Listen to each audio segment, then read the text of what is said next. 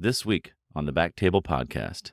But the exposure in women's health to opioids is pretty high. We were giving opioids, and then if you think about it, how many opioids do you really need after a hysterectomy? I mean, 10, 15, or whatever it is. Maybe some patients don't use them at all, and then they just have all this opioids hanging around the house. So when you talk to the pharmacy, he just cares about his budget. So we went to the nursing staff, we went to the administrators, at our OBGYN departmental meetings, we have to present the No Pain Act. They don't really understand it or know that it's happening. So I think the real answer is having someone at the hospital who's a champion for women's health, somebody who's going to look at the data, speak up.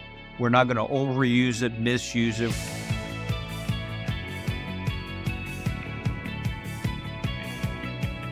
Hello, everyone, and welcome to the BackTable OBGYN podcast, your source for all things obstetrics and gynecology. You can find all previous episodes of our podcast on Spotify, Apple Podcasts, and on BackTable.com. This podcast is supported by Pacira Biosciences Incorporated. However, Pacira had no control or direction over the final content presented. This is Amy Park, and this is another episode of BackTable OBGYN. I am so pleased, so honored to have today as our guests, Steve McCarus. Steve is a board-certified and internationally recognized OBGYN and chief of gynecologic surgery at Advent Health, Winter Park. He's known for the development of the McCarus hysterectomy technique, and he specializes in treating complex gynecologic conditions like abnormal uterine bleeding, advanced endometriosis, infertility, menopausal symptoms, pelvic adhesions, prolapse, incontinence, interstitial cystitis, fibroids, and painful bladder syndrome. Does it all. Like everybody else. He does it all. I also have on our podcast Paula Bilica, who is a San Antonio OBGYN with Legacy Women's Health. She's striving to improve each of her patients' lives by providing world-class women's health care. She and Steve are here today because they are going to be talking to us about the non-opioid pain control with a focus on Exparel. And I love talking about non-opioid pain control techniques. It has, along with ARS, has totally revolutionized gynecologic surgery, in my humble opinion. So I am so happy to hear what they have to say. So I'm just going to hand it over to you guys and just ask you, just in terms of why do we even need to be talking about this? Like, do we need Exparel in gynecologic surgery and OBGYN in general? Sure. So as we know, in the United States, we do have an opioid epidemic. And anything we can do for our patients to provide any kind of pain relief without having to give narcotics, I believe, is in our best interest. For a long time, when I was training, we didn't have this, and we would give, 30 Percocet or whatever to patients after hysterectomies or C-sections. And, especially in not only in gynecology, but obstetrics, it's really important because patients, if they're having a C-section and they need to take care of a baby, they need to take care of other children, having to take opioids is not ideal. And so I think it's really important. And when I started utilizing this in my practice, it was a game changer for me to be able to offer this to my patients. Yeah, and Amy, thanks for having us, and it's a pleasure to be here with you as moderating this podcast. It is fun to share experiences among each other, and I learn a lot from my colleagues and try to figure out what they do to enhance patient experience and outcomes. And one of the biggest problems I always saw was managing post-op pain. And every patient's different, right? You all know that some women can have a hysterectomy and never take a pain pill. It's amazing. It always shocks me. And then when you see some patients, post-operatively really require a lot of analgesics, whether it's a minimally invasive hysterectomy or an open hysterectomy or a C-section. I guess we haven't figured out how to do a minimally invasive cesarean section yet, but I have a surgical practice, and about 7 years ago in the state of Florida, there was a big program through the state on reducing opioid exposure. And I do about 25 hysterectomies every month, and I was a high opioid prescriber. And I realized I needed to do something to address the issue, and I got exposed to Bupivacaine, liposomal. Bupivacaine is what Exparel is, and I really didn't understand much about it and didn't know how to use it, so I reached out and tried to figure it out and saw that there was actually some good data around Exparel in other specialties, like in orthopedics, in hemorrhoidectomy and bunionectomy. The original trials with Exparel, these phase 3 trials, were pretty remarkable. I mean, I've never had a bunionectomy or a hemorrhoidectomy, and I hope I never do, but the reduction of opioid exposure and the recovery was pretty impressive. And that was really early on before we had good data on cesarean. And I'm sure Paula knows, and Amy, you probably know, there's really been some, and most of them came out of Texas, Paula, and Dallas. And, that C-section data was pretty impressive. But prior to that, there wasn't a whole lot of data around gynecology. So I was prescribing a lot of opioids and realized I needed to do something to change. So I learned about Exparel, a unique formulation that gives a delayed delivery of Bupivacaine into soft tissue. And it's indicated for soft tissue of any type. It's also indicated for some of these, which I don't know much about, but some of these brachial plexus, shoulder surgeries, and other types of blocks in orthopedics. It's used a lot in orthopedics. So we mobilized the team and tried to figure out if Exparel would be worthwhile. And it was pretty expensive to use back then. It's gotten much better, and now there's a lot of contracting to allow us to use it more freely. But it was indicated on any open surgery. Exploratory laparotomy, TAHs, open myomectomies. And back then, I couldn't find an anesthesiologist that would do a tap block, a transabdominous plane block. And Paula, you probably had the same experience early on. And there's been a really wonderful educational opportunity with anesthesia. Now anesthesia will do a tab block, and a tab block is a regional block, as you all know. That really has been a huge, huge help in cesarean section post-op pain management, as well as open hysterectomy and open myomectomy. And it now has moved into these multimodal pain management protocols. The American College of OBGYN, the ERAS Society, the American College of Oncology, all endorse some type of mechanism to manage post-surgical pain other than opioids. So it really has moved into a viable option. And you can either do it through a tap block that anesthesia does, either prior or after your procedure. Of course, with cesarean section, you can't do it until after the baby's delivered. Well, they'll take liposomal bupivacaine and do a regional block, and it works wonderful.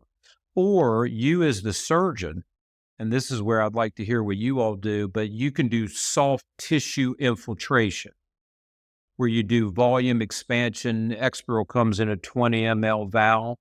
So you have 20 mLs, and you can volume expand that with normal saline and bupivacaine, or hydrochloride bupivacaine, or what we know as Marcaine. And maybe, but Paula, do you use Marcaine with yours? I usually do the 20 of the Exparel, and then I do 30 of the Marcaine and 30 of saline. So that gives me 80 cc's to kind of work with, a volume. So if I do a local infiltration myself, if my anesthesiologist for some reason is not able to do the tap block. So what that is that's called admixing, where you can mix hydrochloride bupivacaine, which is a fast-acting, short-duration analgesic. And every OBGYN has used Marcaine our whole careers, right? And so you take Marcaine, admix it with Exparel, 30 to 20, that's 50 cc's. And then you have the capability to volume expand that out to a total of 300 cc's. So you have plenty of Exparel to do soft tissue infiltration. And one of my aha moments using Exparel, and I think we've all kind of had those on a left Bartholin's gland excision that I did, which I hate that operation. Ugh, I hate those. Yeah, those are not my favorite at all. I send them to Your my neuro guys. local, lovely Eurogyns, That's so funny. or my GYNocs. Yeah, after 20 years, I was like, I'm done. Yeah, I stopped doing those excisions. I just do marsupializations and a biopsy because they're so bloody. They are so deep. They have pain afterwards. It's not worth the dyspareunia, and the risk of cancer is so, so low. I mean, it's just not worth it. You know what It's I not. mean? They're so not satisfying at all. Not like a nice, No. myomectomy is satisfying. That is not satisfying. Yeah. Yeah, but it's I was just gonna say about the what you described, Steve, is like I remember hearing about Exparel from the colorectal surgeons doing combo cases, and the hemorrhoidectomies. They were telling me that the patients would come in 72 hours, like on the dot, when the Exparel would wear off, because they were experiencing no pain, and then all of a sudden they were having routine post-op pain, and they thought something was wrong, like the sutures had broken down or something like that, and they are very facile with doing the fascia. That's the technique, right? Is injecting it along the fascia, or do you do it along the skin and the subcutaneous tissues? Well, you really want to block the ilioinguinal and iliofemoral and iliogenital nerves that run down the rectus abdominis, right? So if you're doing a C-section or an open case and you're doing soft tissue infiltration, there's a couple of unique things about Exparel because it's encapsulated by a liposomal multivesicular envelope, right? So the Bupivacaine is encapsulated. And depending on where you inject it, the blood supply to that site, it'll break down that liposomal covering, and then the bupivacaine, infiltrates into the tissue. So if you're doing soft tissue infiltration, you really want to do a good bathing of the fascia, below the fascia, above the fascia. So you want to inject below and above the fascia to bathe the fascia completely. Every centimeter you do an injection. It's not like Marcaine. Marcaine, we put in the needle, aspirate, and infiltrate, and it flows into the field. This is a different molecular weight, and there's millions and millions of these encapsulated particles you're injecting. So it has a tendency to kind of stay where you put it. So you want to be overzealous and really do a lot of infiltration below the fascia, above the fascia to hit those nerves.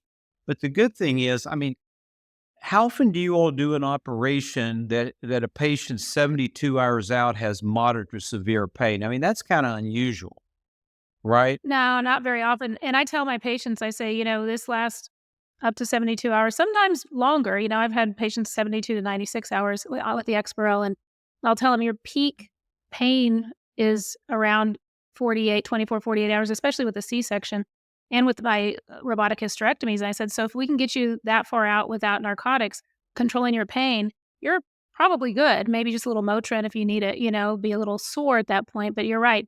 You're not going to have any more severe pain.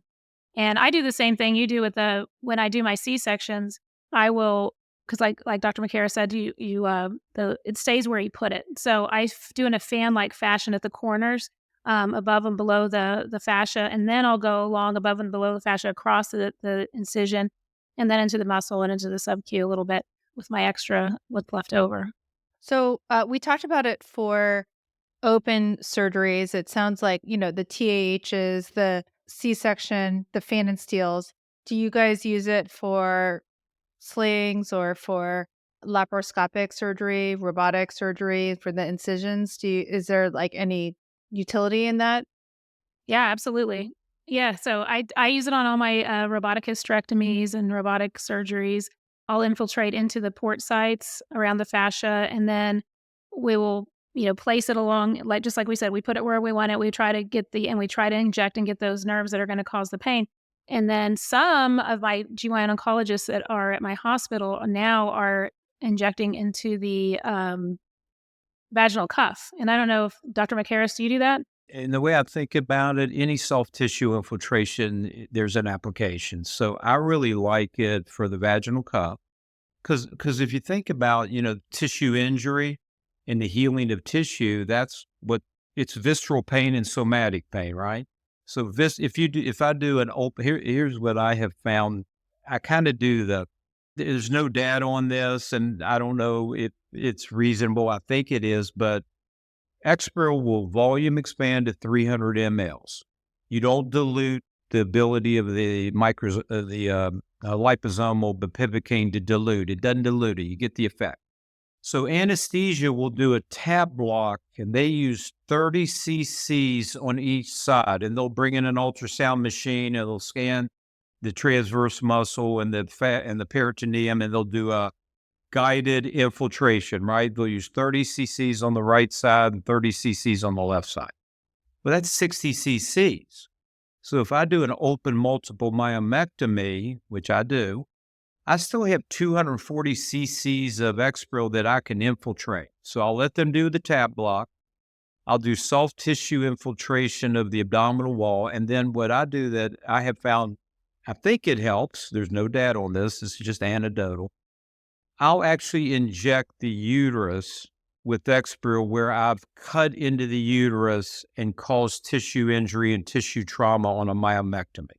And I'll do organ infiltration for visceral pain, myomectomy, posterior repair, anterior repair. Back to my Bartholins. I know we hate Bartholins, but I'm telling you, my aha moment with Exparel was a young girl that I did a left excision of a Bartholin's gland, which we all hate. We know it's painful, it's bloody, it's a terrible operation.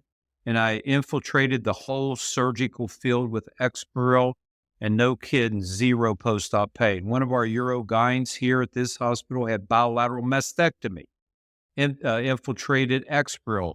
I know her well. I've known her for 25 years. She said, Steve, I had zero post-op pain. So any soft tissue surgery, you can apply Exparel to that location. And the thing is, I mean, it can't hurt and it only can help. Your chronic pelvic pain patients, 18% of endometriosis patients are treated with opioids to handle their pain. And now you got to operate on that patient. So you really have to set the stage with patient shared decision-making, if you will, that I'm not going to give you 30 Percocets. We're going to use a medication to reduce post-surgical pain. Remember, the studies really show that there was, I think, what was it, Paula, maybe you remember, I think it was 40 or 45% reduction of opioid consumption, reduction of pain with Exparel. I mean, the data is there. So I think if you talk to your patient about what you're doing prior to the surgery, the whole goal, we see in the C-section data, an Exparel tap block C-section patient, the Foley's out, the IV's hep lock. She's not getting IV Demerol or morphine or what have you. She's up. And you can breastfeed. The plasma concentration of Exparel in breast milk is less than, what is it, Paula, 1%? It's less than 1%. So it's safe in breastfeeding. So my patients love that as well. And, you know, my hysterectomies go home the same day, which I'm sure yours do too. And it's really nice because they don't have any pain and they don't need to take their narcotics. Yeah, that's a great selling point for the patients who are ex-pregnant.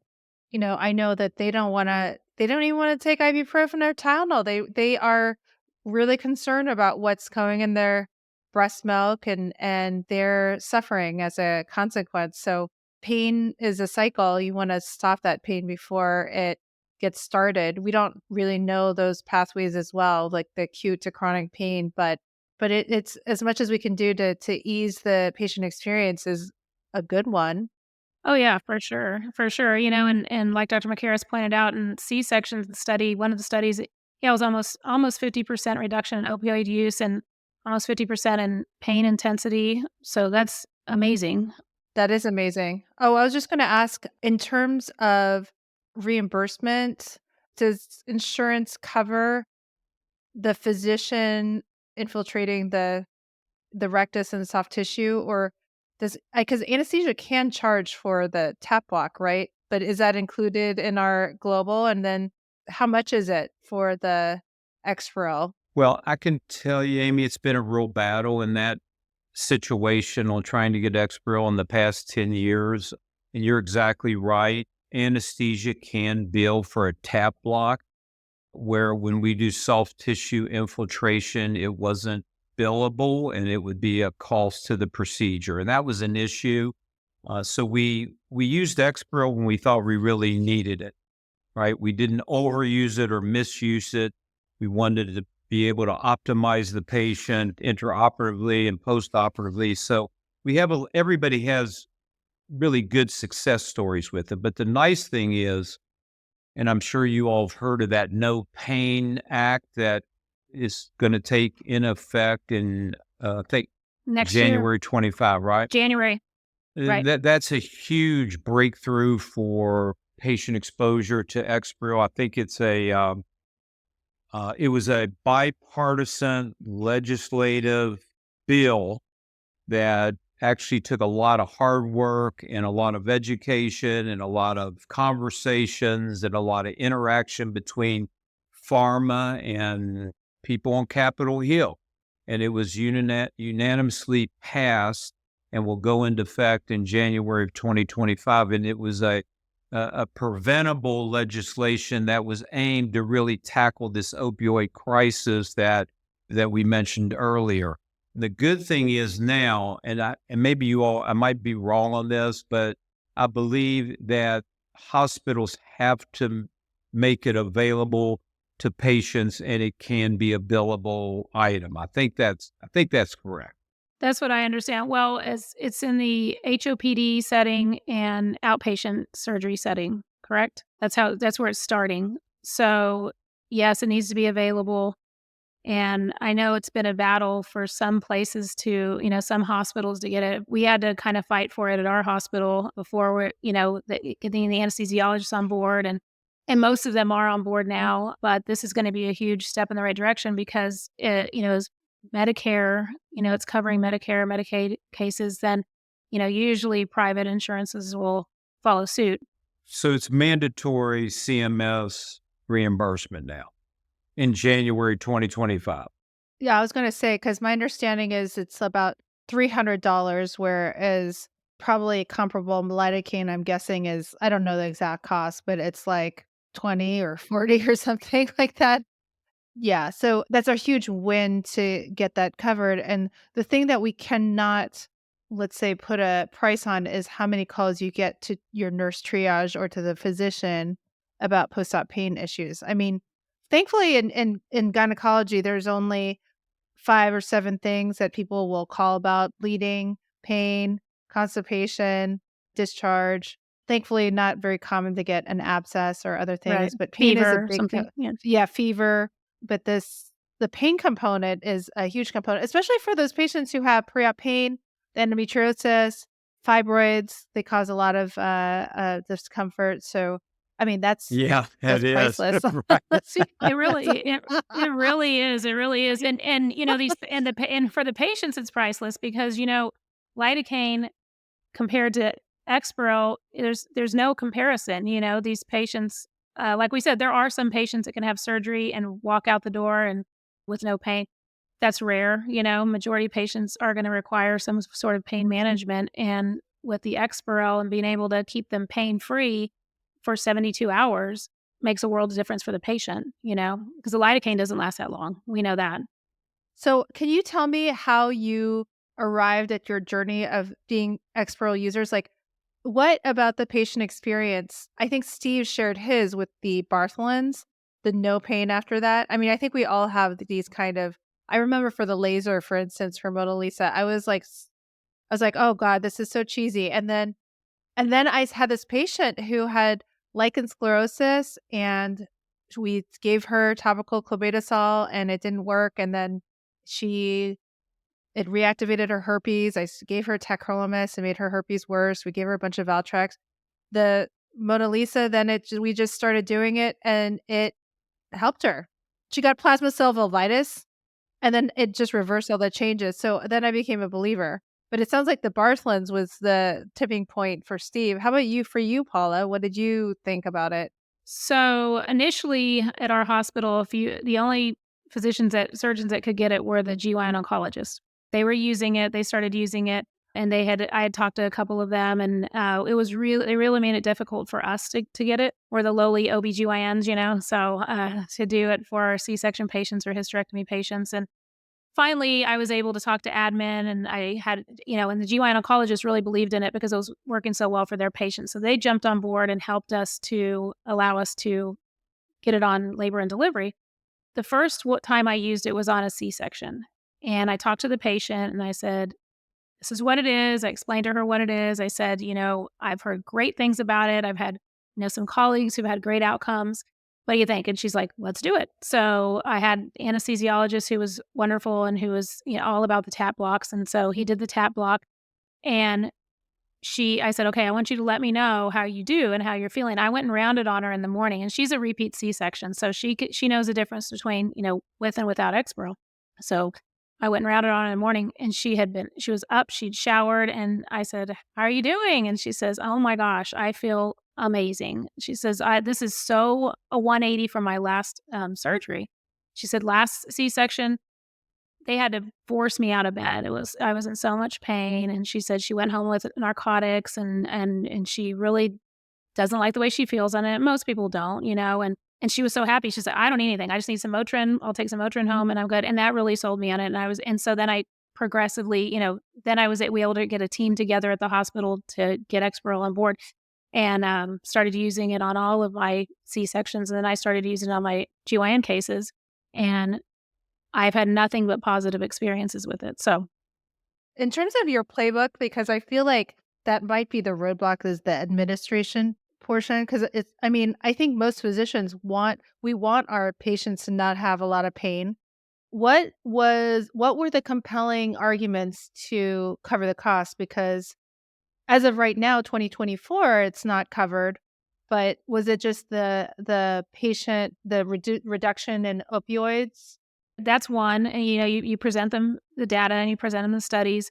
And then the other thing that, as we all know, hospitals are very, very interested in and very serious about are their, patient satisfaction scores, right? So when our GYN oncologist, presented, hey, look, these patients, they're very happy. They want to come back to this hospital for their next surgery and come back to us for the next C-section.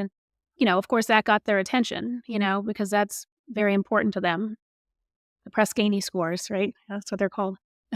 Yeah, I think women's health gets the short end of the stick a lot because Exparel was used already in colon rectal at my hospital and general surgery at my hospital. And they were pushing back on the OBGYNs to use it. And it really took a champion, somebody to speak up to pharmacy because it comes out of the pharmacy's budget. And pharmacy, is all they care about is their budget. And we went to administration. We said, listen, women receive, I think it was 65% of all opioid prescriptions in this country. Because think about women's exposure to surgery early in reproductive years. Somebody has an ovarian cyst or a miscarriage or an ectopic or whatever. They have surgery in their 20s, and 40% of women are more likely to be persistent opioid users because of surgery, right? And surgery is painful, and you've got to cover that. So we really looked at women's health and looked at issues around surgery. I think it's 1 in every 15 people you operate on become chronic opioid users. There's 115 deaths every year in this country from opioid overdose. It's a gateway to other drugs. So there was all these issues around women's health. And women's health is important to the hospital because we all know women drive healthcare to what hospital you go to. You know what I mean? I mean, if the mom says, oh, my son's sick, take her to that hospital. I had a great experience there. But the exposure in women's health to opioids is pretty high. And we were giving opioids. And then if you think about it, how many opioids do you really need after a hysterectomy? I mean, 10, 15, or whatever it is. Maybe some patients don't use them at all. And then they just have all this opioids hanging around the house. So when you talk to the pharmacy, he doesn't care about all that. He just cares about his budget. So we went to the nursing staff, we went to the administrators, we, at our OBGYN departmental meetings, we have to present the No Pain Act. They don't really understand it or know that it's happening. So I think the real answer is having someone at the hospital who's a champion for women's health, somebody who's going to look at the data, speak up. We're not going to overuse it, misuse it. We're going to use it. Like I don't use it if I do a laparoscopic oophorectomy. I don't use it. I don't use Exparel. But if you do a 3-port stage 4 endo case, you do a 4-port sacral colpopexy where there's a lot of torquing on the abdominal wall. There's a lot of surgical, work that you're doing. I think it's indicated, right? The profile, there's never been a death that I know of from Exparel toxicity. If you look at the on-cue pump and the delivery of an analgesic in that arena, on-cue is another way to deliver an analgesic intra-abdominally. The plasma concentrations of Bupivacaine are much higher than Exparel. Exparel peaks and comes down at 72, 96 hours. You have to get, I think it's 2,000 picograms per mil of Exparel to see cardiac or central nervous system toxicity. So the profile is really low on side effects. So you have a drug that's effective. It has a low toxicity score. It decreases opioid exposure in women's health, which is what we all really care about. And yes, it's much more expensive than bupivacaine hydrochloride. But if you prevent one side effect of opioid, an exposure, a dependency, nausea, lightheadedness, rectal impaction because of narcotics and low mobility and, all the things that happen. So you can justify it. And it really kind of makes sense that it is an effective analgesic that's going to increase your patient's experience at the hospital, decrease their exposure to opioids. The cost is worth it. We have to justify, risk benefit of everything. So I think that's how we approached it anyway. Yeah, we were kind of the same way. We had a committee that got together and, it was headed by the GYN oncologist, but, you also have decrease in hospital stay, usually if you have, less pain, less readmission rate, lower readmission rate, which is good for the hospital.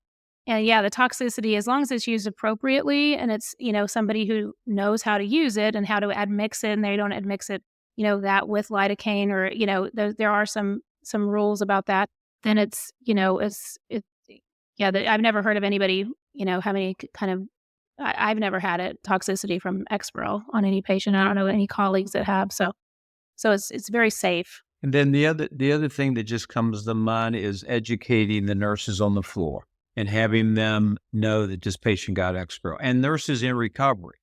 Because if there is a patient who's not responding appropriate to voice commands or she has CNS changes or cardiac changes, you want to know that patient got Exparel because anything could happen, right?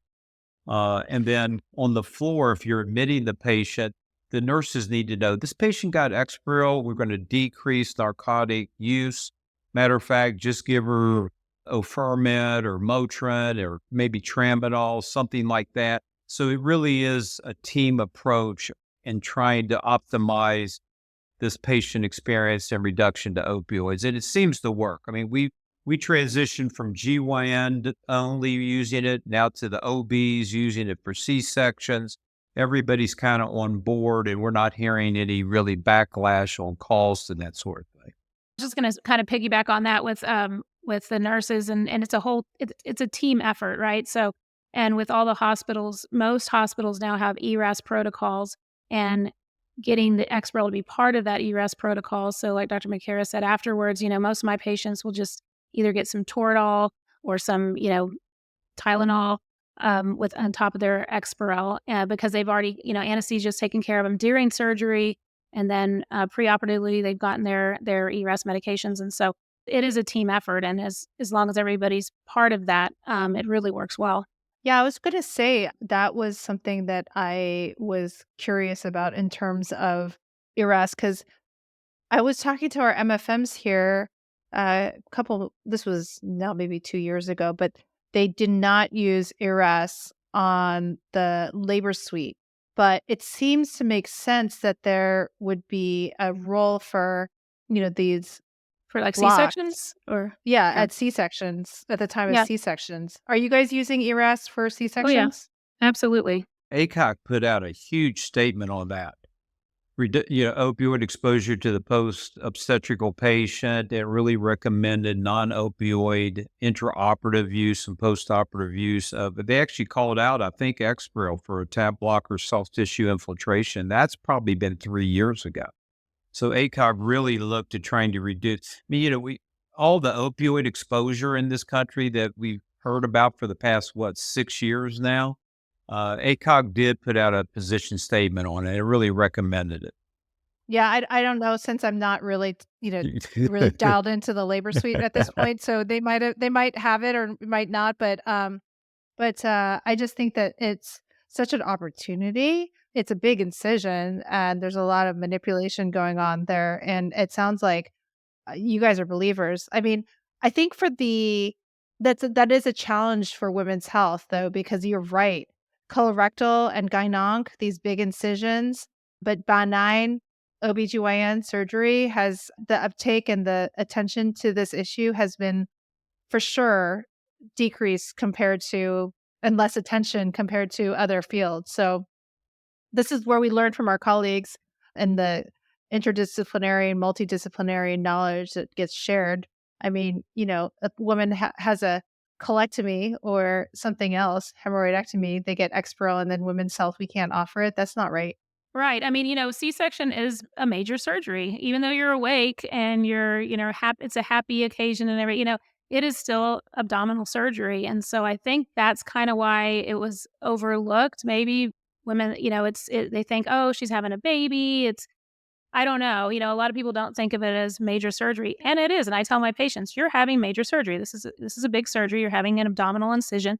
We have to go through all the layers just like we go through, do any of our surgeries. And so they have pain just like anybody else, if not more. I mean, C-sections are not a gentle surgery, and I tell my patients that, so I think even more so for them, it's important to have this pain relief. And, one thing that comes to mind just because we're talking about this, Exparel is contraindicated for a paracervical block.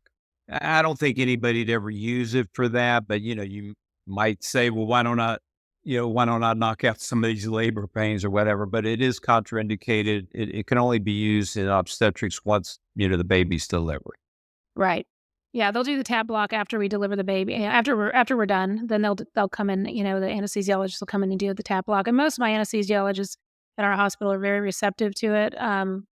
We've had a few that we had to kind of get on board, but once we tell them the outcomes of the patient, because a lot of times the anesthesiologists don't see the outcomes. They just do the tab block and then they don't ever hear anything again. So when they heard what the outcomes were and how well these patients did, they were like, okay, yeah, we got it. That's awesome.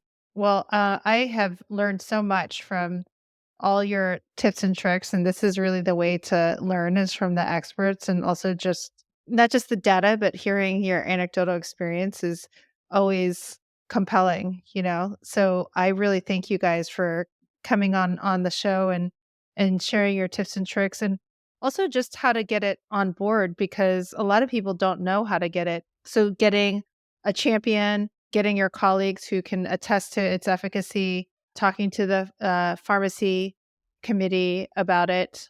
Typically at hospitals, if you want to liaison with the pharmacy committee, what is the best method? Is going through your chair or your practice director, or how did you guys know who to contact?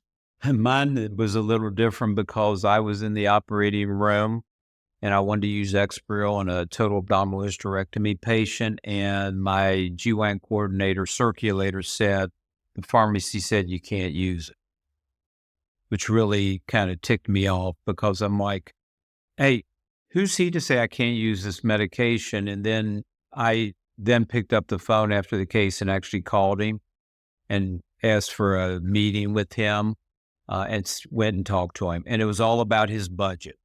So I just went right to pharmacy. But I think that was a little bold and maybe it doesn't need to be the way to do it.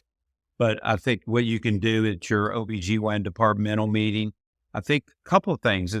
What I'm planning to do at our next OBGYN departmental meeting is bring up the topic of the No Pain Act. So people just know about that because it's right around the corner where that will be applicable for our patients. But I would go to that OBGYN departmental meeting and say, hey, we need to talk about Exparel. There's good data on that now, and do it that way. And then the OBGYN department chair would then be able to talk to the pharmacy and the leadership team to get something together. Maybe bring the pharmacy director to your next OBGYN departmental meeting and have a discussion around Exparel. That's probably the way to do it. Okay, because I was going to say also every resident in this country and fellow have to engage in QI projects, so quality improvement. This is an opportunity to do that kind of work, publish your outcomes on it, follow the outcomes. So, there's lots of mechanisms. It just takes one or two very motivated folks, to discuss the data because it sounds very compelling, Yeah. And that's how we did ours. We got a committee together, and went through our OBGYN meeting, a division meeting, and went through this chair. And like I said, we had the GYN oncologist on our side. So that was very helpful. So, yeah. Well, it is weird when they have it on formulary and then you can't access it because we're not a certain service line. You want that? I would definitely get some riled up over Yes, that. right. oh, for sure. Hey, they do that with IV Tylenol. They do that with IV Yeah. Tylenol at our hospital. They're very, very strict with that. It's like kind of like TXA. They were like that for a while with that as well. Wow. Yeah. Yeah. So I applaud you guys for doing the work and for advocating for better pain control for our patients because women deserve pain control too. Absolutely. Obviously. Absolutely. So I appreciate Steve and Paula coming on the podcast, and then these guys are going to the major meetings. And is there like a good way to contact you guys if people have questions, like LinkedIn or Twitter or something? Yeah, I'm on LinkedIn, or they can email me directly, no problem. But I'm on LinkedIn for sure. Okay, perfect. Yeah, I'm on LinkedIn. I'm all the other social media platforms as well. And Amy, we actually are doing a program in Vegas in October where we're having a hands-on workshop learning how to administer Exparel. It's on LinkedIn, so maybe if anybody's really interested, and it's a free program, so if anybody's interested, we'll see them in Vegas. Awesome. Perfect. Fun. Okay? Yeah. All right. Yeah. Well, thank you so much for having us.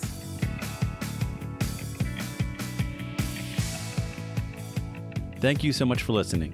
If you haven't already, make sure to follow the podcast, rate it 5 stars, and share with a friend. If you have any questions or comments, direct message us at _BackTable OBGYN on Instagram, Twitter, or LinkedIn. BackTable OBGYN is hosted by myself, Mark Hoffman, And Amy Park. Our audio team is led by Kieran Gannon, with support from Aaron Bowles, Josh McWhirter, and Josh Spencer. Design and Digital Marketing led by Brian Schmitz, with support from Taylor Spurgeon Hess and Yvonne Orvajinsky. Show notes and social media by Emma Landenwich and Lindsay Beecham. Administrative support provided by Judy Dela Cruz. Music written and performed by Scott Baby Daddy Hoffman. Thanks for listening, and we'll see you again next time.